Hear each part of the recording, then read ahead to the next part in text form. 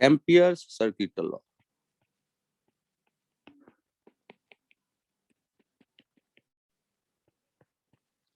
ये लॉ क्या कहता है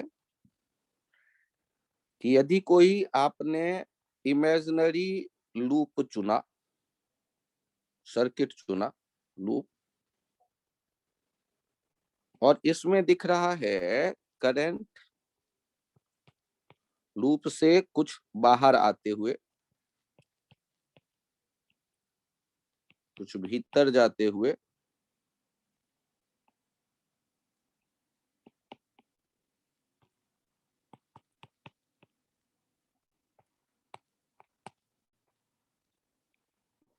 और ये आपने चुना है एम्पीरियन लूप,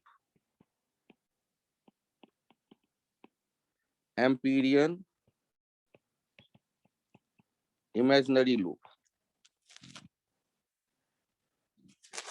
तो इस लूप के लिए इसका कोई पॉइंट चुन लें, उस पॉइंट पर छोटा सा टुकड़ा ले लेते हैं DL,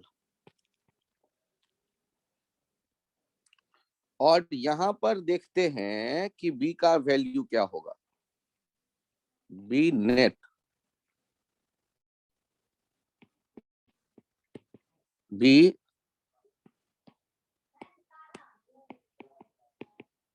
total due to I in and I out. B जो देखेंगे वो total due to I in, जो भीतर है लूप के, एंड I आउट, ये B वो है। और ये जो इस जगह आप कैलकुलेट करेंगे B.dl, और ऐसे ही हर एक टुकड़े का कैलकुलेट करेंगे इस लूप पे, और उनको सम करेंगे, तो ये बराबर आ जाता है म्यू नॉट I इनसाइड के। ये किसके बराबर आ जाता है? म्यू नॉट I इनसाइड के। यहां देखिएगा लेफ्ट साइड में जो B है, उस एम्पीरियन लूप पे किसी पॉइंट पर वो नेट B है, इनसाइड और आउटसाइड जो वायर में करंट है उन सब के कारण जो नेट B आया। और जबकि राइट साइड में जो I है वो केवल इनसाइड लूप जो है करंट, उनके कारण। तो ये एम्पियर सर्किटल लॉ है, तो लॉ को आपको यूज करना है, ना कि डिराइव करना है। आपको ये यूज करना है B.dl mu naught I inside. तो जैसे एक क्वेश्चन तो यही पूछ देता है कि एम्पियर सर्किटल लॉ में जब हम बात करते हैं B.dl, उसमें B किसके कारण आता है लूप के किसी पॉइंट पर जो हम ले रहे हैं, वो इनसाइड वाले वायर के कारण या आउटसाइड वाले वायर के कारण? तो आप कहेंगे कि नेट। यही गॉस लॉ में भी आप कहते हैं E.da जब कहते हैं Q inside by epsilon not, तो वहां E.da में E जो होता है गॉसियन सरफेस, वहां सरफेस लेते हैं, लूप नहीं। गॉसियन सरफेस के किसी पॉइंट पे E वो इनसाइड और आउटसाइड सारे चार्ज के कारण नेट होता है।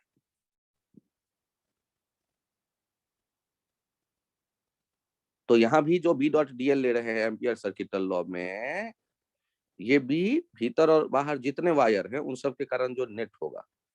और यहाँ देखिएगा I इनसाइड जब आप लिखेंगे, तो I इनसाइड लिखते वक्त ध्यान दीजिए क्या करना है हमें। I1 प्लस I2 तो ऊपर की तरफ आ रहा था और I3 नीचे जा रहा था, तो I इनसाइड ये हो जाएगा I1 plus I2 minus I3।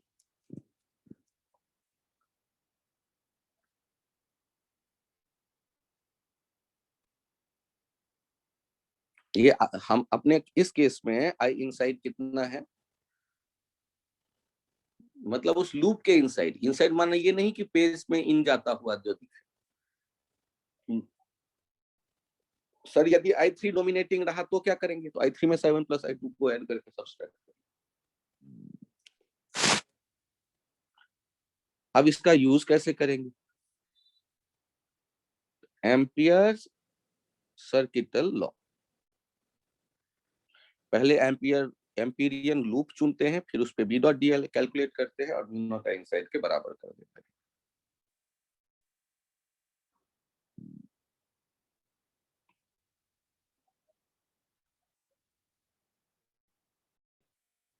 एक बार देखिए, B due to infinite straight wire. आपने स्ट्रेट वायर लिया, आपको पता है straight current carrying infinite wire के चारों तरफ जो हम बनाते हैं मैग्नेटिक फील्ड लाइन, उसका वो सर्कुलर रहता है, जिसके एक्सिस के लॉन्ग ये वायर हो और सेंटर से गुजरने वाला परपेंडिकुलर टू द प्लेन, और ये सर्कुलर जो लूप बनते हैं उन्हीं में से मैग्नेटिक फील्ड के एक लूप को एम्पीरियन लूप सर्कुलर मान लिया आर डिस्टेंस पर, जिस आर डिस्टेंस पे मुझे मैग्नेटिक फील्ड चाहिए। और फिर उस लूप के अलोंग हमने क्या किया, एक ले लिया डीएल टुकड़ा, और उस डीएल टुकड़ा को लेके बी डॉट डीएल कैलकुलेट किया, जो म्यू नॉट आई इनसाइड के बराबर कर दिया। बी डॉट डीएल में बी डीएल कॉस जीरो आया, क्योंकि बी और डीएल दोनों एक ही डायरेक्शन में टेंजेंट के अलोंग है। बी को इंटीग्रेशन से बाहर कर दिया, सिमेट्री के कारण उस लूप पे आर दूरी पे वायर से कहीं भी देखोगे बी का अमाउंट एक जैसा आने वाला है, और डीएल डीएल डीएल जुड़ करके 2 पाई आर हो गया। और ये म्यू नॉट इनसाइड में केवल एक ही करंट, एक ही वायर है, तो आई। अब यहाँ से बी आ गया mu naught I by 2 pi R, और B into R mu naught I by 2 pi constant आ गया, तो इसका मतलब B R constant rectangular hyperbola curve बनेगा। बी आर का ऐसे आप कर्व बना सकते हैं। ऐसे ही दूसरा आप देखिए application,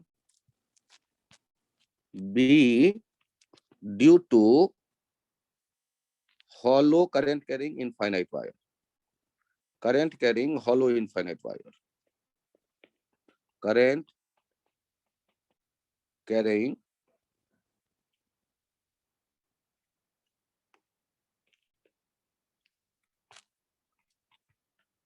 hollow infinite wire of radius a। हमने देखा कि hollow infinite wire current carrying, current जो यहाँ मौजूद दिख रहा है, ध्यान दीजिएगा, वो करंट निकल के आ रहा है, अब चूंकि हॉलो है तो सरफेस पे ही होगा।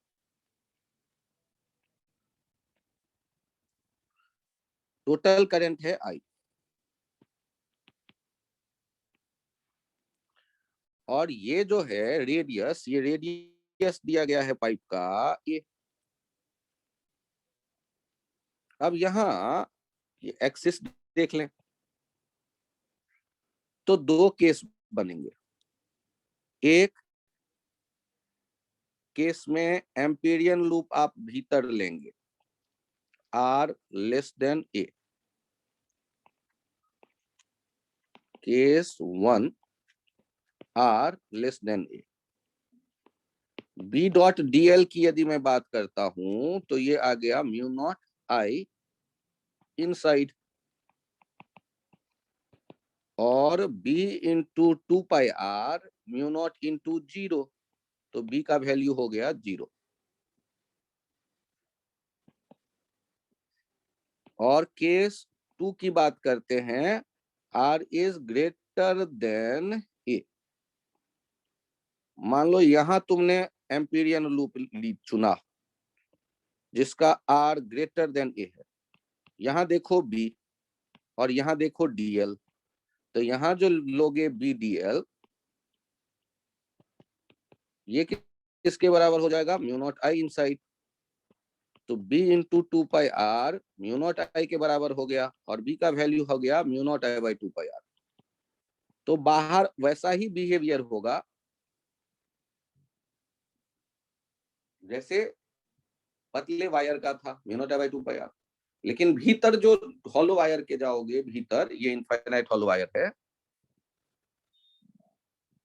तो 0 होगा मैग्नेटिक फील्ड। और यहां यदि ग्राफ बनाने की सोच रहे हो कि बी का आर के साथ रिलेशन देखते कैसा होता, तो ध्यान से देखना, ए तक तो 0 होगा, और इसके बाद अचानक से सरफेस पे बढ़ेगा, और फिर वो दूर आर्क के बढ़ने के साथ साथ रेक्टेंगुलर हाइपरबोला जैसा ये कम होता जाएगा। ये ग्राफ कुछ ऐसा बनेगा। और वो जो जहां ये आप देख रहे हैं सरफेस, तो सरफेस पे बी का वैल्यू कैसे लिखेंगे, म्यू नॉट आई बाई 2 पाई ए, ये मैक्सिमम भी है, बी नॉट कह देता हूं मैं, म्यू नॉट आई बाई 2 पाई ए, ये सरफेस पे ही होगा। और जैसे जैसे आप दूर बढ़ते जाएंगे, ये आप कह देंगे इनफाइनाइट की तरफ जाने पे 0 हो जाएगा। आपको फॉर्मूला ध्यान रखना है, और ये ग्राफ भी ध्यान रखना है कि भीतर 0, बाहर mu naught I by 2 pi r. तो यहाँ भी आप याद रखते वक्त ये बी इन कह दीजिए और ये बी आउट कह दीजिए, जिससे आपको याद रहे। B in 0, B out mu naught I by 2 pi are.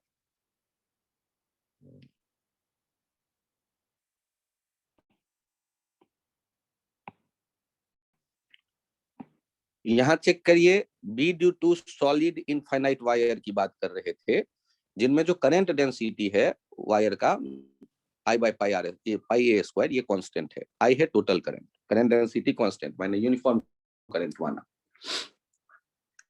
अब ये केस 1 था, आर इनसाइड ए। तो अब जो हम लूप चुनेंगे इनसाइड, तो उसके भीतर भी हमें करंट मिलेगा। तो वो करंट कितना होगा यदि हम देखना चाहते हैं, तो करंट देखने के लिए देखिए, जे ये बी डॉट डीएल तो हो गया B into 2 pi R, case 1 में है mu naught J into pi R square. J है करंट डेंसिटी और पाई आर स्क्वायर वो लूप है जो आपने चुना है। तो एरिया को जे से मल्टीप्लाई कर देंगे तो वो करंट आ गया जो आपके चुने गए लूप के भीतर है, केस 1 वाला जो एम्पीरियन लूप आपने चुना है, सॉलिड इनफाइनाइट वायर के भीतर में, कोएक्सियल एक सर्किल। यहाँ पर बी इनसाइड को वेक्टर के फॉर्म में ऐसे लिखते हैं, mu naught by 2 J cross R. J vector cross R, J का डायरेक्शन करंट का डायरेक्शन लेते हैं और आर का डायरेक्शन एक्सिस से दूर की तरफ जो भी आपने लिया है आर उसके अलोंग, और जे क्रॉस आर से वो टेंजेंट के लॉन्ग डायरेक्शन भी का निकल के चला आता है, इसलिए ये वेक्टर फॉर्म में ऐसे लिखते हैं। और केस 2 देखिए, जब बाहर आ गए आप इस सॉलिड वायर से, तो B 2 pi are mu naught B dot D L mu naught I inside B two 2 pi are mu naught I के बराबर हो गया, आई टोटल करंट आई। तो B equals to mu naught I by 2 pi r. तो r के बढ़ने के साथ साथ B बढ़ता जाएगा, घटता जाएगा। तो इनका जब हम ग्राफ बनाएंगे तो ग्राफ कैसा बनता है, तो ग्राफ बन रहा है कि जैसे जैसे आर बढ़ता जाएगा एक्सिस से सरफेस तक आएंगे तो ये बढ़ता जाएगा मैग्नेटिक फील्ड, और सरफेस से जैसे जैसे बाहर दूर जाएंगे इनफाइनाइट की तरफ वो कम होता जाएगा। मैक्सिमम कहाँ मिलेगा, सरफेस पे। और मैक्सिमम कितना मिलेगा, तो मैक्सिमम जो मिल रहा होगा बी नॉट, ये हो जाएगा म्यू नॉट आई बाय 2 पाई ए के बराबर। म्यू नॉट आई बाय 2 पाई, वो बाहर वाले फॉर्मूले से भी आएगा, भीतर वाले फॉर्मूले से भी आएगा, mu naught I by 2 pi.